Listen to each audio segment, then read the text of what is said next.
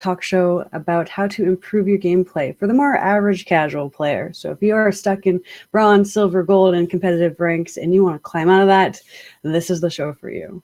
So today's hero is Anna, because mother knows best, and we're going to find out exactly why that is. So yeah, we're going to wait a minute here. Let's see who we have in chat. Oh, and Nira, you're already here. Oh, thank you, Dia, for being here. Who else do we have? Say hi. Don't just lurk. Say hi. I want to see you. And remember, we do giveaways for those active in chat. I'll mention that. More details on that in just a minute here. But be active in chat. You could win things. And Brox, thank you so much for that host, Proxmore. I appreciate that. I'm so tired after the Christmas holiday shenanigans, and then I realized, wait, New Year's is still a thing that's happening, so I'm in the process of planning that out. Day before New Year's Eve, let's send a Facebook invite out to my friends type thing. That's how into the holidays I am. Hey, Dice Bard, saying hello from bed, I'm assuming. And Near, you need that sugar plum skin. I have not gotten that yet. The only skin I got is the Zarya one and the Junkrat one, which of course I'm thrilled about the Krampus skin. That's what I wanted, but I don't really play Zarya, so I was kind of mad about getting her skin. All right. Let's see here. Grab my notes. All right. Glad to see a few of you here, so we're going to get started here in a moment. But first, we need to play that sassy, excellent intro video. So just hang on tight. Let me grab this. And away we go. Pump up the volume.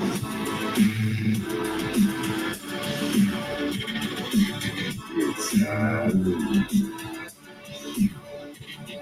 oh, this'll be good.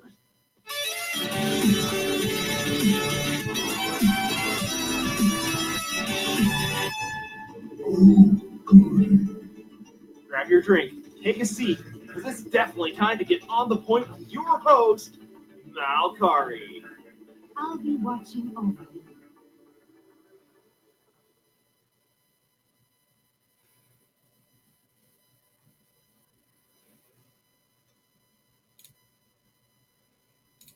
Alrighty, so without further ado, let's bring in today's guest. I'm so excited for this Anna Master. We have Thrill Chill. Welcome. Hi, how you doing? Excellent. Haven't had enough coffee yet today, but I will dive into that after the show. So yeah, before we dive into the hero and all those fun things, who are you? Who is the Thrill Chill, and what is he about? So I go by Thrill in game mostly, Thrill Chill on my social media platforms, and basically I'm an ex-DPS main. I've played Overwatch for since beta time, and I haven't missed a season. So I've been here since the beginning through the ups and the downs, and right now I'm definitely having it up. I'm really enjoying Anna right now.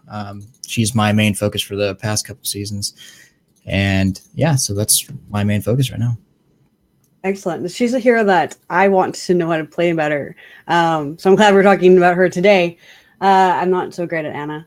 The aiming part is tough for me, as I'm sure for a lot of newer players, the aiming can be a daunting thing. But once you get that down, oh, she is such a great hero. All right. So one last thing before we dive into the hero, I just want to mention to everybody that, again, as always, we're doing the loot box giveaway during the show. So just be active in chat. That's all you have to do. Just be here, be present, be talking, ask your questions. We will be answering questions. Well, I should say Thrill will be answering questions to the best of his ability. I'm just here to look pretty.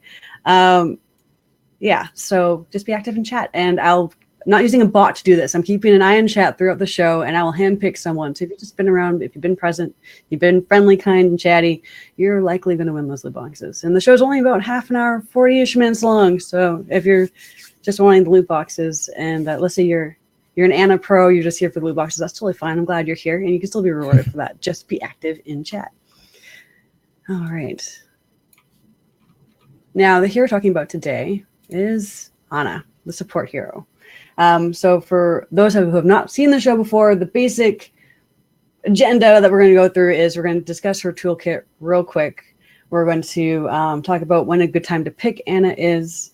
We're going to talk about her strengths and weaknesses, the good team competitions and synergies she works well in, and then the fun and best part of the show, her tips and tricks on how to play Anna better. So things you can't just Google and find really easily on the interwebs, just insight straight from Thrill. So that will be the most exciting part of the show for me anyways. Let's see here. Yeah, so let's talk about her abilities first. I'll get you to start with her rifle, I believe is her, and the OG ability she has going on, the biotic rifle. Yeah, so her biotic rifle heals allies and damages foes. It's a linear projectile, and it can damage enemy Torben symmetric turrets, but it can't heal friendly ones. That's the basic of her rifle. And that's an important thing to note, that yes, you can damage the enemy turrets, you can't heal the friendly ones. That's something a lot of new players don't realize about her rifle, so that's good information to have. The second ability of her toolkit is her sleep dart. So you shoot someone with it, they're asleep. If the person's damaged, they will become active again after about half a second. So there's a little bit of delay there. But it's a good way to take, for example, a tank out of commission if you need to. It's a handy ability. We'll dive into more of that later. And next is her biotic grenade. I'll let you handle that one, Thurl. Yeah, so it can deal damage to enemies. It also heals your allies and gives them a healing buff as well.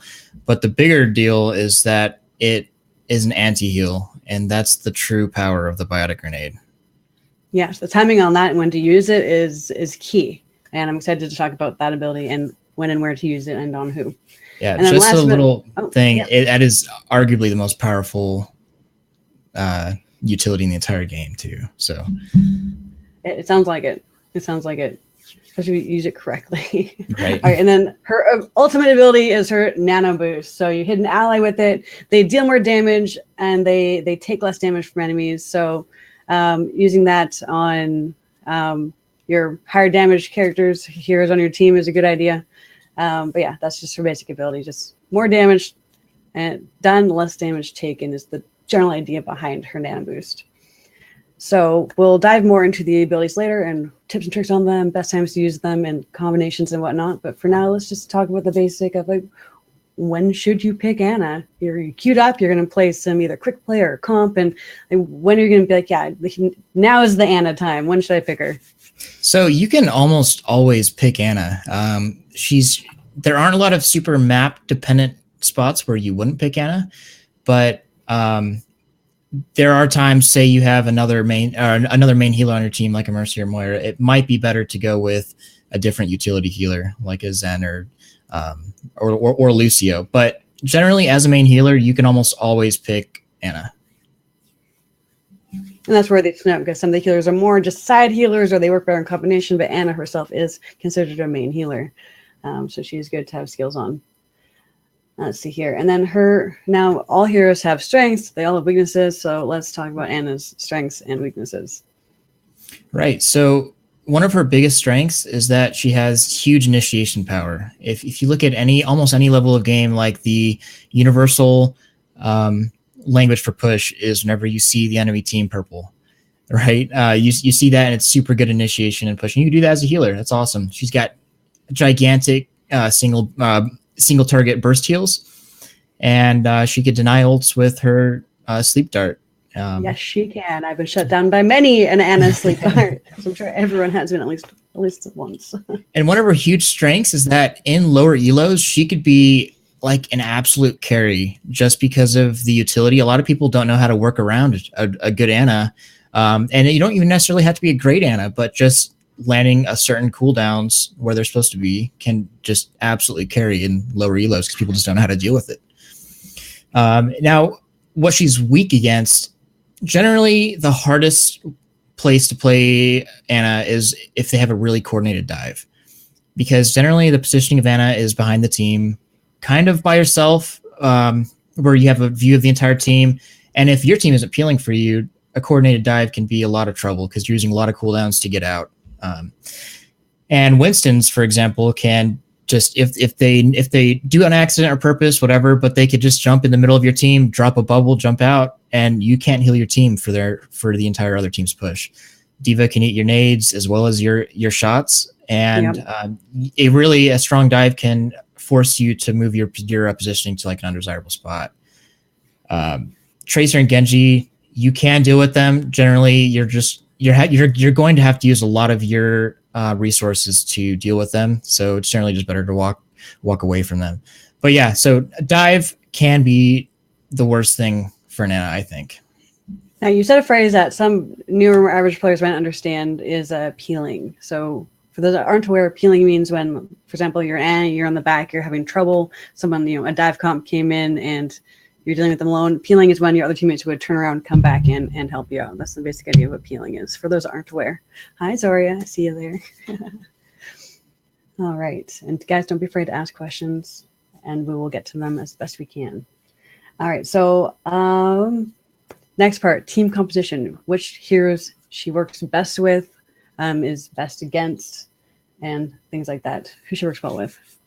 Yeah, so like I said before, with playing Ana as a main healer almost everywhere, that's a really cool thing, is that you can pretty much play her with any composition. Nowadays we've seen a lot of GOATS comps, 3 tank, 3 healer, and people swap in an Ana, and that's just massive burst heals. And you can run an Ana in like a dive composition with like a Winston and Diva, and you could also run it with the Death Ball, with Zarya, Ryan, and just going in there real hard and brawly. So your nano boost, it's literally a complement to every other hero's base abilities. So if you're using your nano boost smart, you could really synergize with just about any other ultimate ability. There are some that are better, and I'll go into that. That's something like a visor, attack visor from a soldier, or a Genji blade, Reinhardt's that are in the middle of a big fight, high energy Zarya, a Hog that has his damage buff or his damage reduction on, and or if he's using his ultimate. Really, anybody that's in the middle of a fight and getting value, you could nano them, and they're gonna increase their value exponentially. Yeah, what's funny is when she shoots the nano, she's aiming for that one specific hero, but someone else like jumps in front of it just because they're strafing or whatever, and oh man, you accidentally nano boost Lucio instead of the Reinhardt. And it's like, I've been yelled at a few times for doing that. Yep. It sounds like a them issue, not a you issue. Right. But that's the best way. That's the most common time I get an Ana ult, is when I accidentally put myself in her way. Right. Whenever you get that Lucio, whenever you're about to get it like a Genji that is about to blade, and then it hits your Lucio. Well, you better use it, right? Yeah, exactly. I mean, I play Lucio as one of my mains, and I'm a very aggressive Lucio. I often have gold or silver kills because I'm just in there so nano boost on me makes sense sometimes. Right. Heck yeah. Damage. That's one of Lucio's best roles too. Yeah. And those boops. This isn't a Lucio episode. This is an Ana episode. She's great too, I swear. We have a question from Anira. Lucio ult in combo with Ana ult, or rather Lucio ult with the grenade. Do they?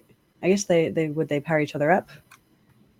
With Lucio with grenade. So the sound barrier is a shields. It is shields. It's not healing. So it's a different health pool, if that makes sense. Makes sense to me. Hopefully that answers your question, Anira. And then we have a question. Oh, I see. Lucio in combo with Ana ult. If the nano will increase the amount of shields given from the sound barrier, no, they will not. That would be cool if it did. Let's see here. Then Totem's asking a question about the quick scoping on Ana. How important is it? And is a skill you should look at the master? Someone learning Ana.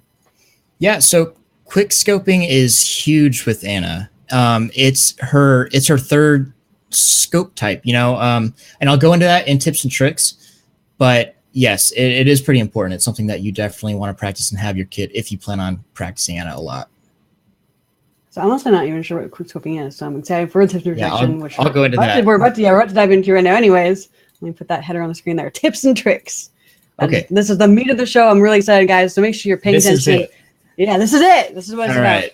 So there are 4 basic components of Ana's kit that really go into. If you could break them down individually and really assess where you're at as an Ana player. The first one is aim. Obviously, she's if you can't aim with Ana, you're not getting value because you're not getting heals on your team. Yeah. However, this is the easiest to improve by far out of all the other topics, and that's because it's the only objective thing about Anna's kit. It's the only thing that it's either wrong or it's right, because other things, it's up for debate a lot of times in different scenarios. Nothing beats like raw aim practice regarding your aim. Just a couple weeks of dense aim practice. I'm not talking about going into quick play and really focusing on your aim. I'm talking about getting into Aim Hero or getting into something like Anabots, playing against other bots, or really dense practice where you're sitting down for 30 minutes or an hour a day and you're really just focusing on aim for that entire time. And this is something. For a second. So yeah. Aim Pro, is that a program or like a website? Aim Hero. Yeah. So it's a game on Steam. It's something that it's a utility that you can do. I think it's like $5. There might be a light version too. And this is something that you plug in your Overwatch sensitivity. It goes directly. It's a direct correlation, and you're able to practice in different scenarios between your tracking and your flicking and different things like that. So it's just really good warm up, or if you'd like to practice 10, 15 minutes a day. But really that 15 minutes a day for 2 weeks, or if you want to increase that, in 2 weeks, you get this thing called beginner's gains, same thing like working out. you feel really good because you'll see a massive improvement from just 2 weeks of just dense practice. And you don't have to do it for 5 hours a day, just 20, 30 minutes.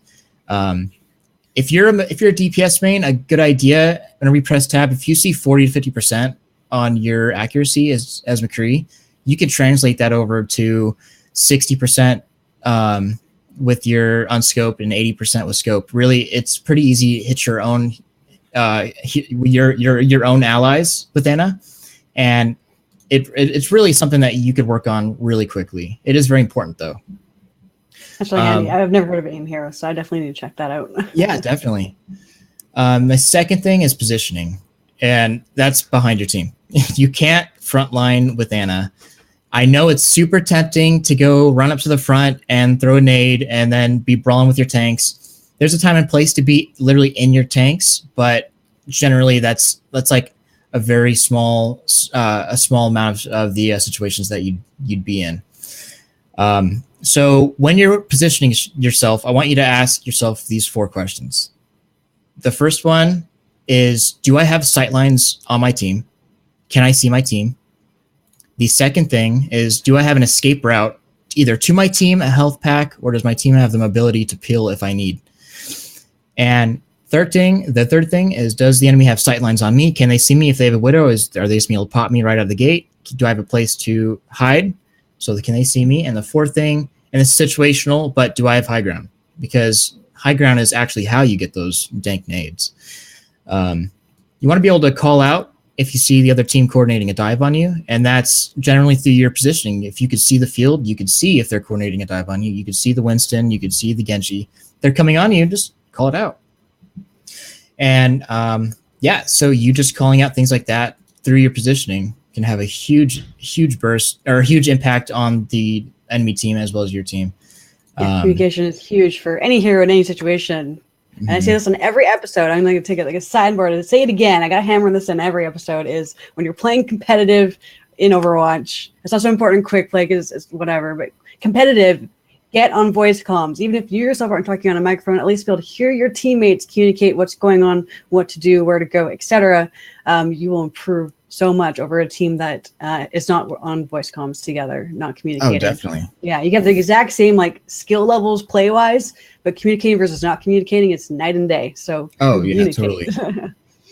And the reason why you want to ask yourself those questions is because there's a lot of maps, there's a lot of different types of game modes in this game, and there's no for sure way that I could say, oh yeah, you just position there all the time. Because if you ask yourself these questions, you're generally going to be in a favorable position. There's not always the right position, but you could be in a good one, or you could be in a bad position trying to front line. Only time. Go ahead. Obsessive positioning for newer players to Overwatch or to comp. A lot of people, surprisingly, to me, it's surprising. To me, it's a common sense thing, but I found out that's not such a common sense thing to most people in general, that to consider positioning on any hero you're playing is when you're coming in right out the gate, let's say you're on defense, and thinking about where should I be from the get-go, where's a good spot for me to go. People just think, they most generally just run in, kind of stand there, wait for the enemies to come, and then they start thinking about, oh yeah, I should probably be over here. Position yourself correctly from the gate, and then you're in a lot better literal position for the game. Right. And whenever I first think about these questions, I'm thinking about defense on Anubis, Temple of Anubis. I'm thinking of defense on Route 66. These are so easy to practice on defense because you have time to set up. You have time to ask yourself these questions. Before you know it, it'll become such second nature. You'll just have these spots picked out that you go and you know that they're safe. You know that you are in an advantageous position. What are some of your favorite Ana spots? For example, like on Temple of Anubis or Route 76, or sorry, Route 66. Where do you go? Did I say 76? No, I think I did. I think I did. So Same Anubis, thing. I like getting on the high ground on the left side of the map on the defender's left side. So if you go on the high ground, it's not the high ground where most widows sit at. It's the opposite side. And that's where I like to sit, and you tell your teammates, hey, I'm right here. If you need heals, go on bridge, because you're looking at bridge. You could see the point, and you could also see where the attackers are coming in through the choke.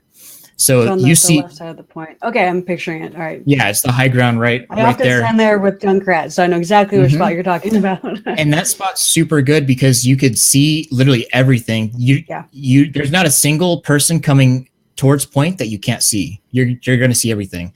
You can see mostly your entire team as long as they're staying within line of sight. And there's a Mega right there that you could jump to in case your team isn't peeling for you, or there's a Genji that comes on you. Yeah, that's just so they don't hop off that raised area beside the bridge in front of it. Right. So well. And so one quick thing before I move on to the third section is it's one of the biggest exceptions to this whole thing is if you're getting hardcore dove. And that's one time where it is okay to play literally in your tanks. That is a small situation, and there might be a more optimal healer for that situation, but just because you want to be in this optimal positioning doesn't mean that you can't play it differently if the situation arises. So on the third section, which is resource management, and this is really one of the big things that separates a low tier Ana to a mid tier, high tier Ana, is your resource management. I'm just going to start right away. Don't waste your nade. That nade is huge, man. It is the biggest, most impactful cooldown of the game, and you need to play like it. You almost always want to be looking to use your biotic grenade offensively or defensively if the other team's attacking you. And there's only a few exceptions to that. Like if you're getting dove by a Winston, go ahead, just nade your feet and get out of there. And call it out. If multiple of your teammates are critical and they all need healing as a group, then you could use your nade as healing. Or if you need to heal someone now because they're getting bursted down and you're reloading or something like that. Generally, you want to always save your nade for that initiation and that push. And the other team constantly being anti-naded because you're constantly thinking about how am I going to use this nade to help my team push? If you're always thinking about that and the other team's always naded, always antied, it's going to have a huge impact on the flow of your game, and you're going to be snowballing them before you know it because they're not going to be able to heal. You're taking away like two healers' utility, essentially, or two players on their team's utility by just deleting that heal. Now, for the nade, what is the aim on it like? Does it have an arc type thing? Is it straight out? What does it feel like when you're shooting that nade? Yeah, so it has an arc, but it shoots pretty far. To give you an example, you could be on almost any open Koth map, and you could shoot.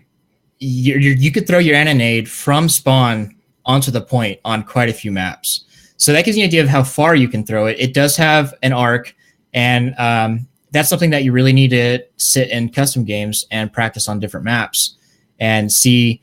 If I'm on one spot and I throw a nade over here, I want to make sure that it's going to consistently hit that spot. So that's something that you could definitely spend some time. It doesn't take much time, but just practicing, getting a feeling of the any nade. Now, my understanding of the nade. Oh, sorry. Continue your thought there. No, go ahead. Okay. My understanding of the nade is when you're shooting it and hitting a player versus hitting the ground. So if it hits the ground, it affects all the heroes, your friendly heroes in that radius. But if it hits someone, you accidentally hit someone, it only affects that one person. Is that correct? Right. So it'll still affect in the area around, but the way that barriers work, a hero can act as a barrier. So hitting the ground, it splashes off the ground, and it has if there's any players behind somebody that just got naded, they're not gonna have the effect. But if it hits the ground next to them, then it's gonna have the splash effect because characters themselves act as a barrier for that. So definitely practice aiming for the ground near a hero you want, but not at heroes directly. Not as if you're healing heroes and hitting them directly. Okay. And always prioritize if you can always prioritize shooting your teammates rather than nading them. That's something that you always want to do because, like I said, that's a huge resource. As soon as you go throw that nade just to heal somebody where you could have shot them, now you might have lost the utility of anti-nading their push that's about to come in. And if you can shoot them, it's just it's a much better usage of your resources for sure. Whenever you start getting to a higher level too, as soon as you throw that grenade and the other team hears it, they're going to push because they know that they can initiate without the fear of getting anti-naded. So as you move on to get to higher level players, same thing with Sleep Dart. As soon as they hear Sleep Dart or the nade go off, or if you just wasted it on your own teammate that you could have shot, then the other team is going to push because they know that they're going to have it free without your cooldowns. Oh, yeah, absolutely. I think for the nade, it's like a 10-second cooldown or something like that. Yeah. So 10-second cooldown. Before using the nade, guys, like think about, okay, well, I need this in the next 10 seconds. Like, is this important to use it now? Is it really a clutch moment or should I wait? Because 10 seconds in game feels like an eternity sometimes. Right. Sleep Dart. So early game, you want to use your Sleep Dart specifically to secure your tank's fights. That's your main usage that's what you're trying to use it for. That's your main objective. And later on in the game, this is, a couple pushes later or a fight or two later, the other team has ults. You want to be saving that sleep to deny the other team's ults. I mean, there's a nanoed Rhine that's jumping on your Rhine. Dude, you just sleep him. Let him sleep there. He's gone. If Farrah's trying to give you some justice, this freaking sleeper. High noon, it's perfect time for a nap, Yeah. So yeah, you want to be using that to deny ults. Of course, you still want to be confirming tank fights with sleep. And I'm not saying just never use it. Use it whenever you can confirm a sleep on a high priority target, like a tank in the middle of a fight. But always think in your head, okay, their Genji has Blade. I know it. And he's going to jump on you. He's going to do the same thing he always does. He's going to get right in your face and pull out his blade. And then you just sleep him. That you want to be looking at. You always think, am I going to need this cooldown in the next 6 seconds, next 10 seconds, next 12 seconds before you just throw it into a shield? That's all I'm trying to say. And Nano. So Nano now has a healing quality to it. It also has a huge burst heal as soon as it hits somebody. This is something newer in one of her last few buffs. That's gigantic because now Nano can be used to save somebody. And really, you should be getting Nano about every minute, almost every fight, if you're playing Brawly with your team. So don't be afraid to throw Nano out. It's one of the few things in Nano's kit where it's all right if you just throw it out. Whenever you die, or whenever you're about to die and you're going to die in like a crucial situation, just give it to somebody. It's one of those few ults that you can kind of throw out willy-nilly just to save somebody, just to save a soldier, or just to save your Reinhardt that's about to get bursted down. This could be a huge. I know I've had a few situations where my Zarya is about to die, a little overextended. I can't heal them for whatever reason, or I can't heal them fast enough. And they're super high charged. I go bubble them, and they have a lot of attention on them because they know that she's high charged. They're going to burst her down. She gets nanoed with 80 charge, and she just annihilates. They go collapse on somebody, and they expect her to die, and then she gets a huge boost. And so you want to be looking in situations not just to combo with ults, because you could combo with any ult in the game, and it's gonna amplify the effectiveness. But there's better ways that you could use it. I love ulting Rhines. That's one of my favorite things to do. It's right in the middle of a fight. They don't expect it. Boom. and then you usually will win that fight because he got so much point presence. Oh yeah, and he's such a powerful hero himself. Mhm. Something I want to note with just going a little back to the grenade. Again, in chat just mentioned the grenade is a huge deal, just as zap as Zen ult. So for those that aren't aware, how does a grenade affect a Zenyatta ult? It deletes it. Gone. Yeah, if you are in the right position, if you know that they have Zen ult, make sure you get yourself in the right position to anti-nade it, because Zen ult is one of the most powerful ults in the game because it denies almost every ult unless you combo them. But you, with one 10-second cooldown ability, can completely nullify Zenyatta's or Zenyatta's Transcendence.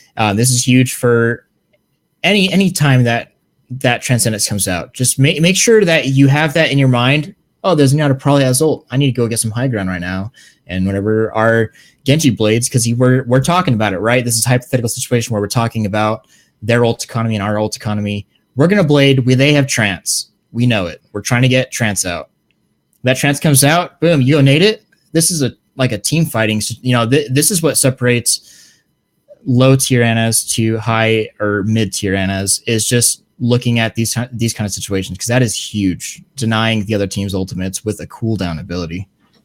Yeah, and on the note of ultimates, a common mistake that newer players make is they don't think about other people's ultimates, be it their team or the enemy team. They're focused on themselves, pairing up their own, using their thing, doing what they can do to help their team. But always keep in mind, if you want to be a better player, keep in mind your friendly players' ults as well as the enemy team, and think about the best time to use your ult, perhaps in combination with someone, or to nullify an enemy team's ultimate or something like that. Keep everyone else's ults in mind as well as yours.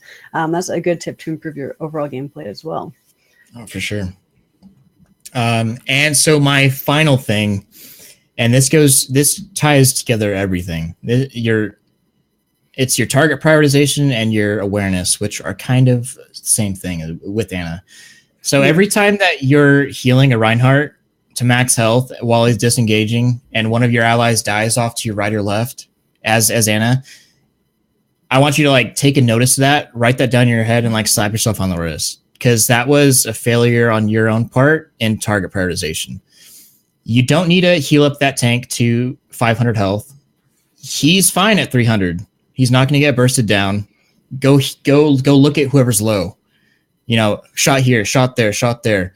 You do massive single target healing, but it's single target healing. There's 5 other people on the team, and you really need to be looking at who is lowest and really prioritize who's low. If you don't have allied health bars turned on, just turn those on and just leave them on, because that's a huge asset.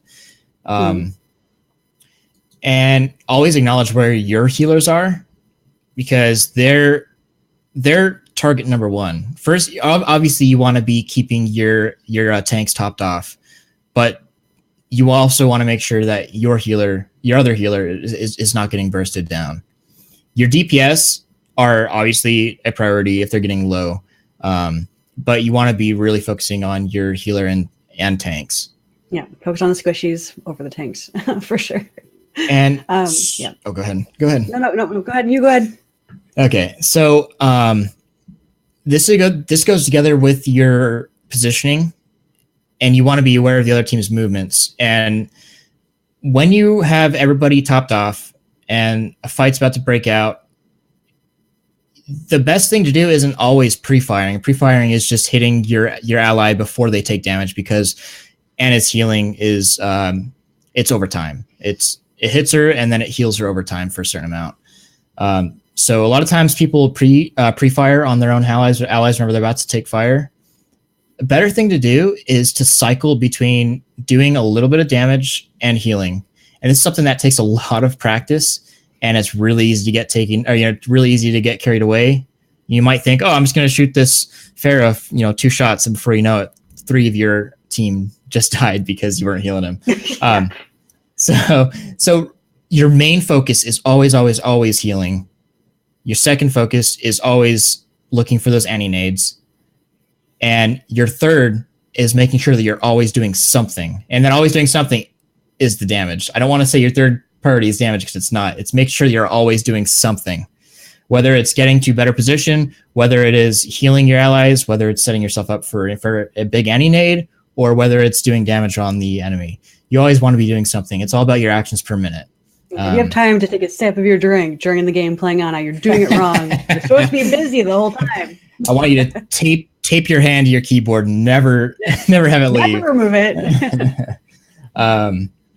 Yeah, and so this is something that I think why a lot of high skilled players gravitate towards Ana, because you're not just managing five people, or 6 people, including yourself and your health pools.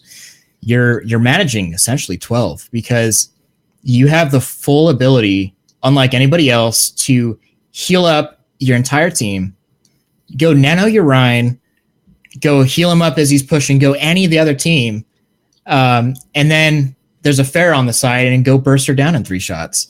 So you have a huge potential to manage the entire game, essentially, as Ana. Yep.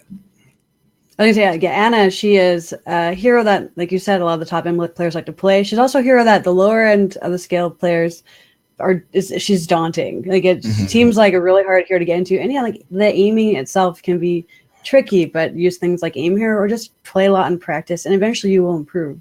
She is such a proper heal, and if you can play Ana in those lower ranked, like bronze, silver, gold, and you play her well, you will climb so fast. out of those ranks. Totally. Because Ana can easily carry a team with her if you play her well. Yep. Enough.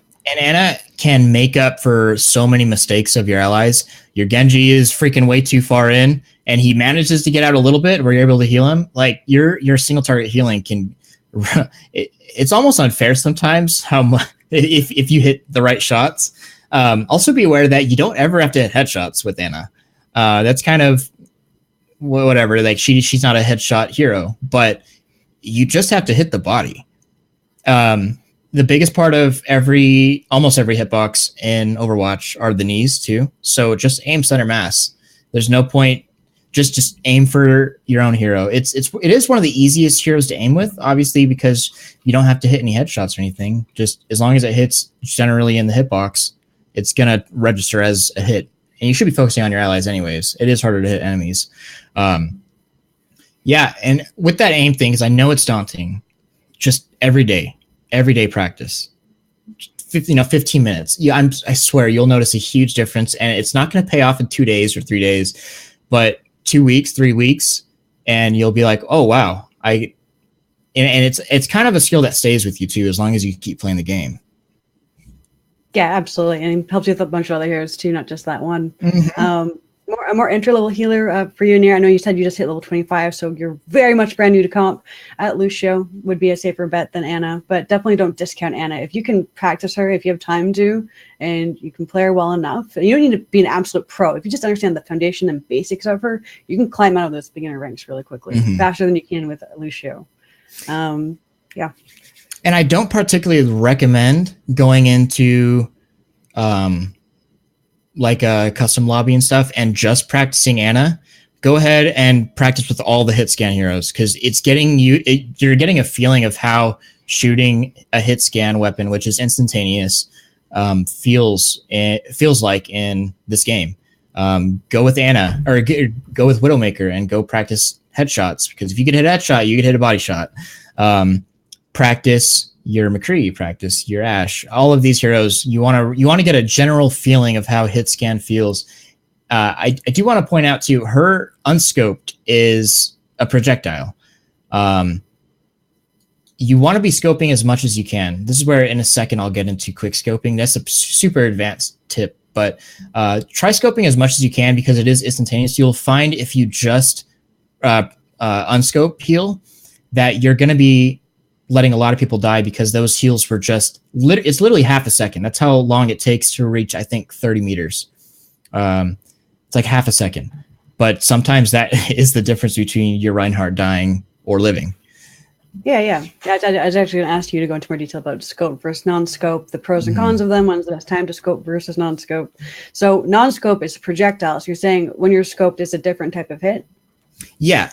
So the non-scope, the unscope, whenever you just fire it from your hip, first of all, if you fire for long enough, I believe it does have a spread, kind of like Ash. If you just keep pressing M1, it's going to spread slightly. I'm not entirely sure on how much of a spread or if it's minute, but the bigger thing is that it has a travel time. There's a distance between you and whatever you're shooting, and because it's a projectile, it follows that path. And so, for example, at 30 or 40 meters, it's going to take half a second to get there. Yeah. And whenever you add that up over time, your person is getting healing half a second later than if you just scoped in. There are times that you definitely want to be unscoped if you're just quickly firing at everybody around you, or you're just quickly trying to get some heals down on your group and it's not a really big situation, then yeah, go ahead and unscope. But if you're in the right position and you got high ground, then scoped is by far the better way to go, especially if you're trying to get heals to someone fast. If they're getting bursted down, get yourself out of the habit of trying to just aim at them and shoot them unscoped, and just get in the habit of scoping into them, because they're probably going to need that heals that half a second or that 3/4 of a second faster.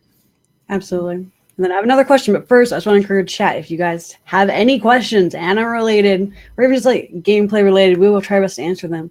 Please pop them in the chat. I am paying attention. I will see it. We will do our best to answer it. Now, my next question is Anna combos. Can you touch on any of that?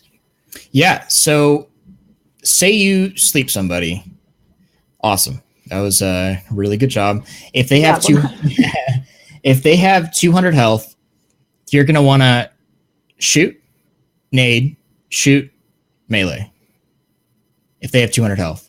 So that's really easy to practice. You could go into just a training room with all the bots that are on rails, and you could sleep somebody. That's actually a really good place to practice your sleeps and how that feels, because that is another projectile with the cast time as well. So go in there, practice your sleeps, and those are all 200 health targets. Shoot. So this is your M1, your nade, shoot, and melee.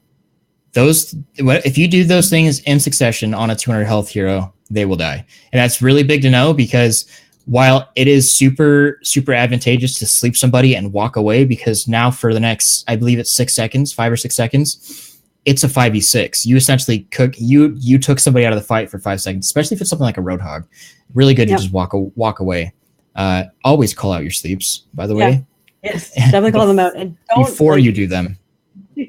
And on that note, one of the most annoying things as an Anna is when your teammates unsleeps target you just sleeped by damaging them, and that just it's annoying. So definitely call out your sleeps and make it clear, hey, this person's gonna be out of commission. Let's keep them out of commission. Don't run in there and hit them, you jerk.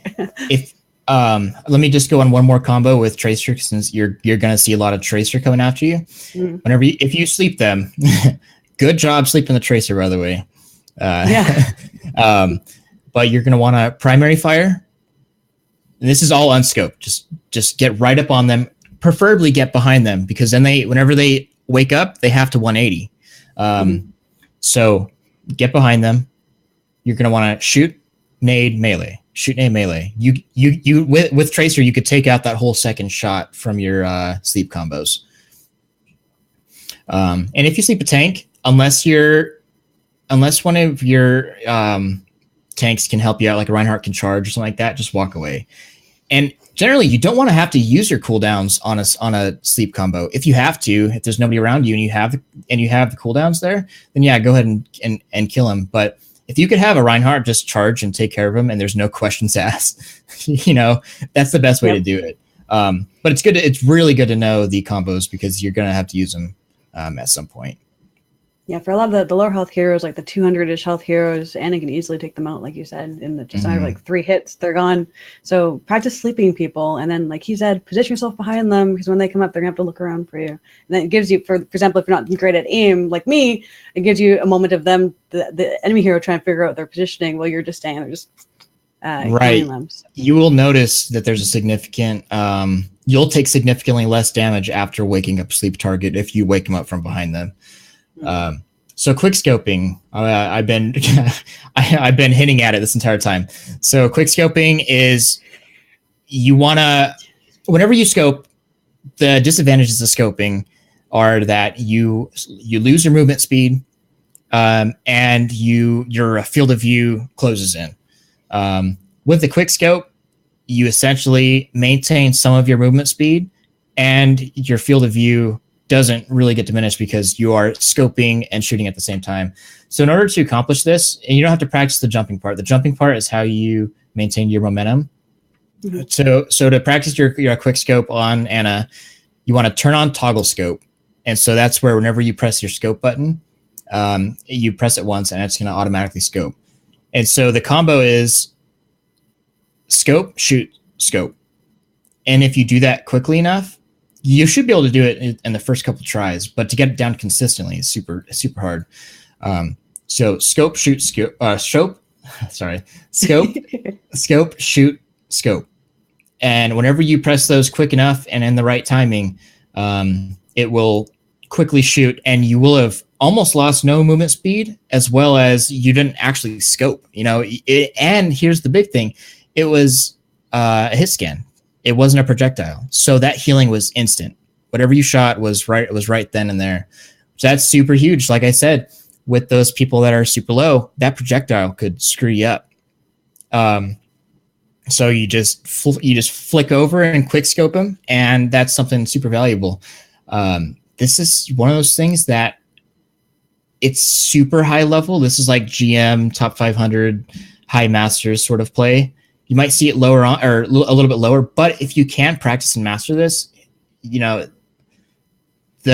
ceiling is freaking forever. It's like the best Anna play that you could possibly get out of yourself. It's a third way to fire your gun. Yeah, Anna. I need to practice her. I want to practice her. I've been meaning Junkrat Lucio, and I'm confident. I know how to play each hero, not necessarily well, but if I'm forced to switch to one, at least I know what the toolkit is. But yeah, Anna's one I really want to. Because I'm myself I'm gold. Like I'm lower. I want to climb. So Anna seems like a good bet for that. More so than my Junkrat and Lucio. And so just talking about a little bit higher stuff, just to these small things to improve your play, like a quick scope and throwing nades from spawn. So I touched on it earlier. In a lot of Koth maps, you could actually throw one of your nades from spawn and it'll hit point. Now, if there's how many times you've been walking back to the point and your team's contesting or they're contesting and you not being there is like really important. You should be there right now, but you died. So now you're walking back. If you practice those kind of nades, it might not matter 90% of the time, but 10% of the time, you might hit an anti-nade or a healing nade on somebody that needed it or really didn't want to get antied. So go ahead and practice those if you just these small little things to improve your play.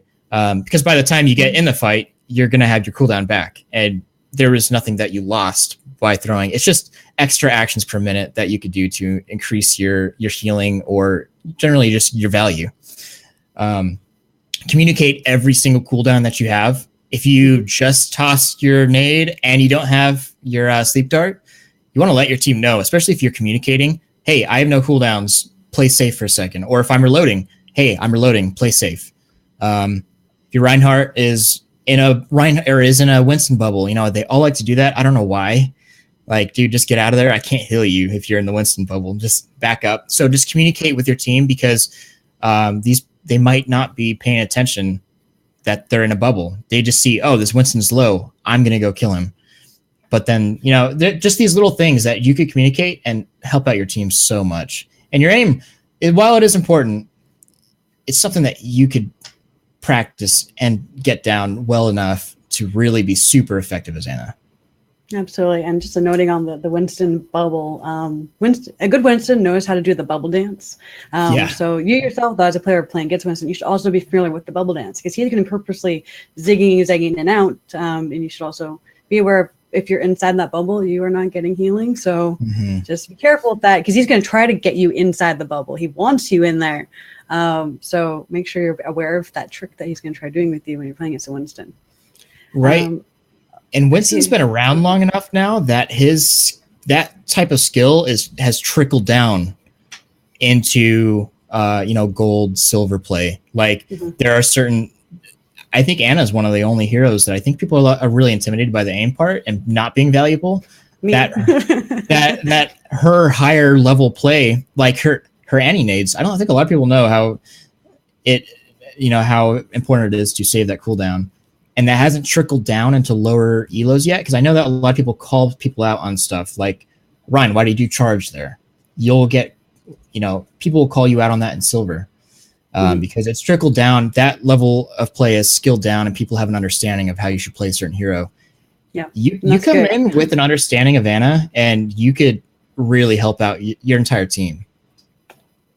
Yep. So I play with that Dicebird a lot. He's trying to learn Rhyme, and his favorite thing to do is to charge in when he has no other friendly heroes around him. He just he goes in and tries to direct things, and it 99.9% of the time it never works out for him. So yeah, save your sleep for charging Rhymes too. Yes, you could save. Yeah. It's better than a Ryan, or it's better than a Zarya bubble, because, well, I mean, I guess it's just as good, but yeah, just save it. Yeah, one of my favorite things to do on pretty much any hero that can do this is disrupting a Ryan charge. For example, like on Lucio, booping him up, or on Junkrat, putting my mine at the right time and again blowing him up so his angle shifted. It's one of the most satisfying things for me personally when I'm playing Overwatch. There's a question in chat. I'm not sure if we touched it. I just wanted to make sure we're not ignoring it. So Ironic Smirk is asking what the damage done by if the melee is needed in her combo killing someone. Did we touch on that yet? Yes, I believe it is. Okay, perfect. So make sure we didn't miss that one. Let's see here. And then actually something I didn't warn you about before the show, Thrill, and so I'm kind of putting you on the spot, which is more exciting for me. So I'm not sure if you're watching the previous episodes, but something I ask of my guests is to, in their best voice of the hero we're talking about, to do their favorite voice line of that hero. So do you have a favorite Ana voice line, and are you willing to do your best interpretation of it? I do have a favorite voice line, and I like to, especially in deathmatch, this is my favorite thing to do. I like to sleep people. I like to walk over to their sleeping body, give them candy, and do the voice line, "Everyone dies." That's all I can do. That's all I can do. That's hilarious. Yeah, I can't do that in a voice. I'm not a grandma. I'm sorry. That's okay. And with the shoot nade shoot combo, you might be right on that. You're actually probably right on that, but that is what I've done for a long time. That actually might kill 250 HP heroes. That might be what I'm thinking of. So just throw in the melee anyways. You're only to do more damage in case you miss a shot or they get healed. And meleeing is something that a lot of newer players don't think to do, is adding a melee. And on like any hero you play, adding that extra melee, it's just extra free damage. Put it right here on your mouse. I have like a little button on the side of my mouse where my thumb is, and that's where I put my melee. It's just an easy thing. Now I'm just doing it out of habit. I know a lot of pros like to have it on a keyboard, but we're not pros, and it's way easier to just always be able to melee if it's on your mouse on one of your buttons. And actually, speaking of putting a ability on a different button, and I try to say this for every hero, everyone plays different. Everyone has different ways they like things. So don't be afraid to go into the Overwatch settings and changing your keybinds until you find something that works best for you. And change your sensitivity. Just feel around, and you always change it back to the defaults, so you don't need to worry about messing anything up. But I mean, there's the overall hero, and if you do the drop down, you can change each hero individually. I highly recommend going in there, fiddling with things. That's something a lot of new players don't generally do, so I always like to mention, do that, try it out, see what feels good for you. Definitely grab that melee, put it on your mouse button or just a handy button in your finger and use it. Another thing that might help too is putting your sleep dart on a mouse button as well. I recently did this about a month ago, and I've noticed at first it took me quite a few games to get used to it, about a week actually, but after I swapped it over, it's actually a super big improvement. It's easier to aim the sleep dart because it's using the same connection with that part of the brain, using your mouse and just pressing a button like you would be firing, even though there's that cast time. So I would suggest, if you're having a hard time hitting sleep darts, just swap it over, try it out. You might like the way it feels. Yeah, just try things out. And let me put your info back up on the screen here. I don't think I did it earlier. So people, make sure you're following Thrill on Twitter and Twitch. Thrill Trill is his name on those platforms.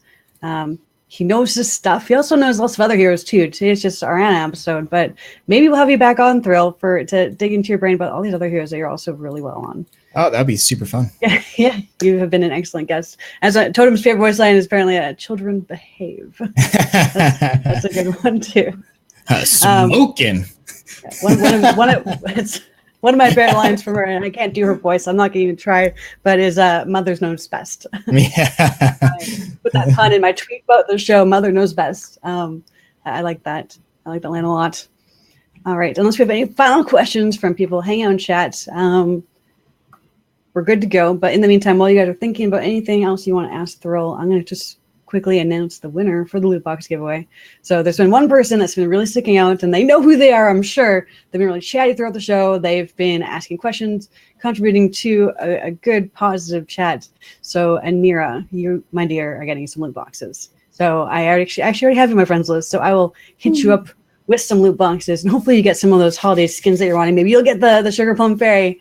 Hopefully you do. Fingers and toes crossed. I will send those loot boxes your way quite shortly here. Yay, Nira. So something I'm going to be doing, and I think Thrill said he's going to join me, is I'm going to be streaming a little bit, just not for hours and hours, but just a little bit of Overwatch here at the end of the show. I have yet to use BeLive's platform to stream a game. This will be my first time trying it and trying it live. So BeLive is really easy to set up, though, so I'm confident that I'll be able to figure it out and get the game on screen right quick. So those that would like to play with us, we'll have 4 open spots in the game, and that you can let's do some quick play. We're not going to do any comp matches, but we'll do some quick play. Maybe we can see Thrill play Anna, or Anir, if you want to hop in, maybe you can play Anna, and maybe he can give you some tips if he sees you doing anything a little bit funky. Yeah. Dashberg, gonna come back next week, I guess. Yeah. Oh yeah, Alpha. Yeah, you missed it. You missed it, Tanner. And Alpha, he is a newer Overwatch player. Like he recently came back after a hiatus. He's kind of trying to learn things, and he tries his best to come to every show, and I appreciate the heck out of it. You're wonderful, Tanner. Yeah, stop coming late, dude. Bruh, you missed out. So yeah, let me see here. So Thrill, what we're going to do, because you're going to be playing Overwatch with me, I believe, I'll get you to leave BeLive in a moment, not right now, and then we'll talk through Overwatch voice chats. Give me your battle tag on Discord if I don't have you already, because I'll need to add you to my friends list to invite you to a game. But before you hop out of here, I just want to talk about BeLive. For those that hanging out, viewing and whatnot, maybe you don't know what BeLive is. I mean, you know that you're here, you're watching the show because I tweeted it out. Maybe you heard about it from someone else. But BeLive is a live streaming platform that's entirely web-based. So it's not a software you have to install. So it's so much easier on your CPU. So if you have an older computer, or if you're using a potato to stream, BeLive is probably for you. Originally, it started as a talk show platform, and it very much is, and does it quite well. They are adding in features since they have come to Twitch, because originally they are from Facebook, and for the last 2 years, they've been very successful on Facebook for Facebook Live. But they've recently come to Twitch, so they're listening to our feedback and making changes to make it better for all types of things, not just talk shows, but for gaming. That's why I'm going to be using BeLive. I'm going to be streaming a game here in a moment, and hopefully it works, not because of BeLive's issue, because I've never tried it, didn't test it out before the show, so it should be pretty easy to set though. I love how easy BeLive is. You can customize it with your own overlays, your own color scheme. You can put things up on the screen at literally the click of a button. For example, like all these headers I had throughout the show, I'll just click on some of them again, like you see. Then not typing them as I've already pre-typed them. It took me 30 seconds for the show, and then as the show, I don't need to worry about it. I just click on them. I can add, remove them. It's really handy. There's so many different camera layouts and setups you can have. There's more options. I think there's 7 options when there's a third screen going on. But for just the 2 of us, I can make Thrill really big and myself small. Hey, I can make us even, but a little bit smaller than we were before, as you can see. And I can make myself really big and Thrill really small. And actually, I'll just share a screen because I really want to show you guys all the other layouts. It's really cool. So let's just look at my Google. Here we go. So let it load up. My Google screen, you'll see that the third thing pop up. And now also we have all these other options. So pretend this is another person. Let's say you have a talk show with 3 people, or it's 2 people and you just have something that you wanted to show on a web page or an image or whatever. I'm just going to click through some of these options here. So I really like this format for this. So you can have like the bigger screen and then the 2 webcams. And this is so easy because it's just I click a button. I can change it at will, whatever I want to do. It is so simple. So if you have been looking for a new streaming platform to try, or you're thinking of doing a talk show or podcast, but you find that the idea of downloading XSplit or OBS and trying to figure that out and making your own overlays and adding scenes and figuring all that stuff out, if that's scary to you, I recommend trying BeLive because it's so simple. Within a minute of opening up the website, typing in your connecting to your Twitch account, typing in the broadcast title, and just pressing go live like that. That's it. It's so simple. So I just wanted to take a moment to talk about BeLive there because it's really exciting, really exciting. And there is a free trial if you go to BeLive. Actually, we have a command in chat. It should work. There we go. There's a free trial. You could try it out for, I believe it's 14 days, just to get a feel for it, see what it's like. And it's pretty handy. And yeah, we have a Discord as well. And what's great about this is in the Discord channel, there's awesome things like a pet channel and a selfie channel. So if you like a place where you can post all the pictures of your pets, we recommend it. But the more important side of the Discord is that the staff of BeLive want your suggestions if you're a Twitch streamer, and they want to improve the platform for you. And because it's still in beta on Twitch, this is the time to get in and give your input, because they can change and form things around what the Twitch community wants by your feedback. And they actually listen, they do. So I'm excited for some of the changes BeLive's platform has coming in 2019. I can't give too many details on that, but you're going to like it. I can guarantee it, you're going to like it. Yeah, BeLive is great. Yeah, Alpha's saying the hardest part is linking your Twitch account, which is insanely easy because you just click a button saying authenticate or authorize. It took me about 2 seconds. Yeah, 2 seconds. And then to invite a guest in, it's just a link. I just gave him a link, and all the video and voice is done through BeLive's platforms. We're not in Discord together. We're not in Skype or anything. This is all done through BeLive, and so it's really easy for the host and even easier for the guests. So it's pretty great. Yeah, out of the things I guessed on, this is by far the easiest I've been on. Yeah, that's excellent. I'm glad of that feedback. And I remembered I'm still really big. Let's make us even again. On even ground. But yeah, so I just wanted to do my little BeLive spiel because I would love to see more of you guys in Discord. I'm hanging out there a lot. And yeah, there's some good things going on. And we want your feedback, and we actually listen to it, and it's so cool. Tanner, Tanner and I hang on Discord. That should be really the only selling point for you to join this because we're in there. But seriously, click that link, get in there, say hi. Really friendly community already growing in. It's a newer Discord, so get in, be one of the OG BeLive Discord members because having that badge, you can never take that away. So Thrill, I'll let you plug yourself just for those that weren't here at the beginning of the show. Again, plug your channel, tell us what you do, where people can find you. I'll put your Twitter and Twitch back on screen while you do that. Okay, yeah. So occasionally I stream. I don't have a super concrete schedule right now, but you could catch me on Twitter. I usually post whenever I'm streaming, if I'm going to be streaming that day on my Twitter. I'm going to be making some YouTube content in the future, and that will be all on my Twitter. So if you want to follow that, then you could go ahead and check me out on Twitter @_ThrillTrail. Yeah, and it's Thrill, just like it says on screen. So give him some follows, and like I said, Thrill might be back on for some future episodes. So we'll give you, yeah. So you said you're like Hanzo is one of your heroes, right? Yeah, we need a good Hanzo. really enjoy Hanzo. He's an interesting hero. He is, and he's given a hard time. So people who play him are given a hard time. Yeah. It is funny. I used to play him just real quick. I used to play him a lot. This is whenever he had Scatter Arrow. I for about 7 seasons, I think I played Hanzo main Hanzo and Widow, but and now he's one of the strongest DPS in the games, and I don't know what to do about it because it is nuts. He is super powerful right now. So. He is. When he's played well, oh, good luck getting around that. All right, so I'm switching things over here. So let me do my little outro for the show, and then we'll just go into very just casual. We're gonna play some quick play, and it's gonna be great. So let me just quickly do my little outro video here. I love how simple this platform is. It's so great. All right, here we go. Pump up the volume.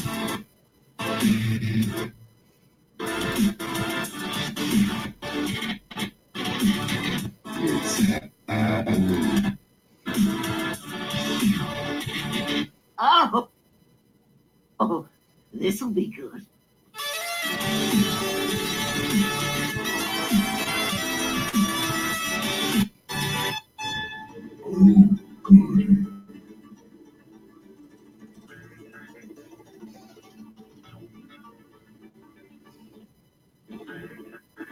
I'll be watching over you.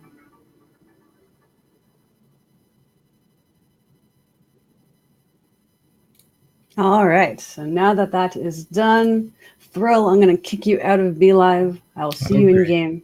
Sounds And, good. Yeah, for everyone else hanging out, bear with me while I pull up the game. All right. Yeah, I'll go log in. All right. See you in a second, Thrill.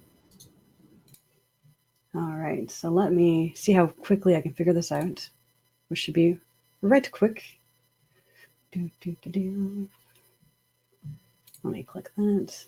Let me open this.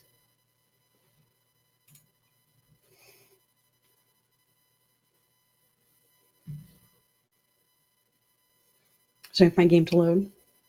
God, the game takes longer to load than it does to set up BeLive. True facts. All right. So let me share the screen.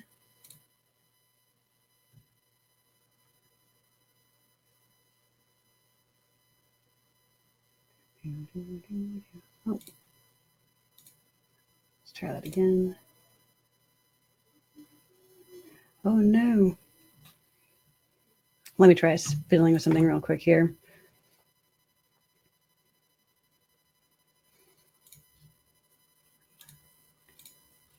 Let's see if this works. So I'm just filling with my Overwatch settings to see what works best with BeLive. Let's try this instead.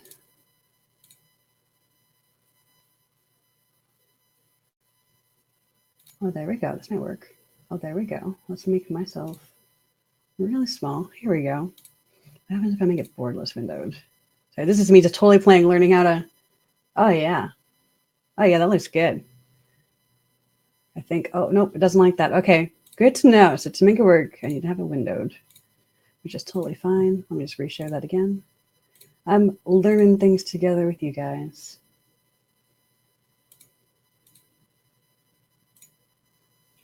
Come on, Overwatch, be nice to me.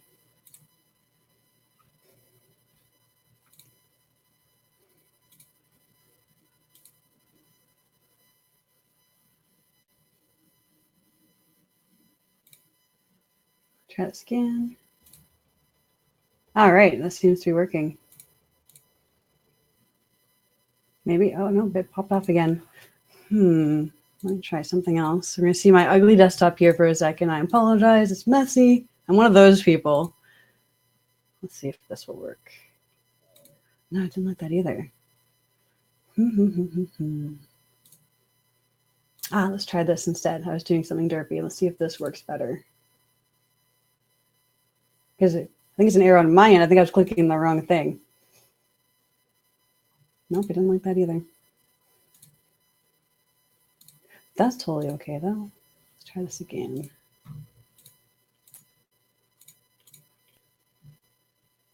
I'm doing something derpy. Yeah, that's what I do. It's not liking the Overwatch. I'm not sure why. I mean, the screen share works perfectly fine. Like you just saw, I had Google the Google window up. Just trying to think of another way to get around this. Let's make this small. Let's see what happens. Nope, I didn't like that either. Okay, let me try making this full screen.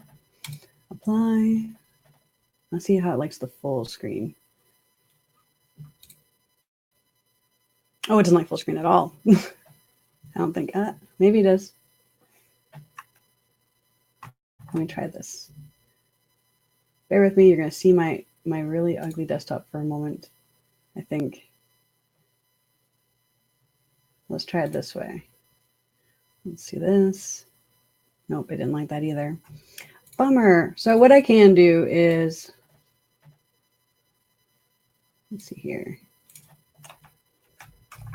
It's definitely a user error on my end because other BeLive users have had no problem streaming games to the Twitch channel. So This isn't about BeLive. This is about Milk, Bee, and Derpy, which is the general theme of me anyways. So let me see if I can figure out anything else on how to get this game to show for me. Please work. Okay, let's just try sharing my screen. I know you guys, you can't see what I'm doing right now. I'm doing it like in the lobby section of BeLive, which is great because I can edit things, add screens to share, and get ready to go queue them up without you guys live seeing them. So right now you're just watching me kind of stare at my screen. And that's okay. I have an awesome background, so you can check that out. Why are you being mean to me? All right, so let me try something a little bit funky. Let's change this back to windowed. Apply. I do have two screens, so one of us getting mad at my two screen setup. So let me try putting this on the second screen. Let's see if it likes that.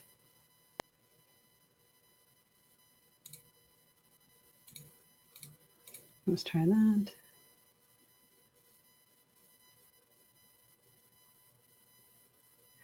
Change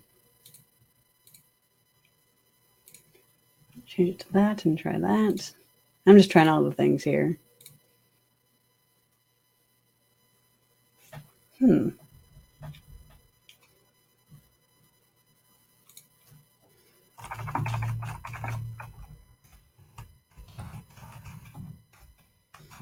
And Thrill quickly is waiting for me. Bummer. So I need to look into how to do this. Other people have successfully streamed games from the channel. It's not letting me open Overwatch for you guys, unfortunately.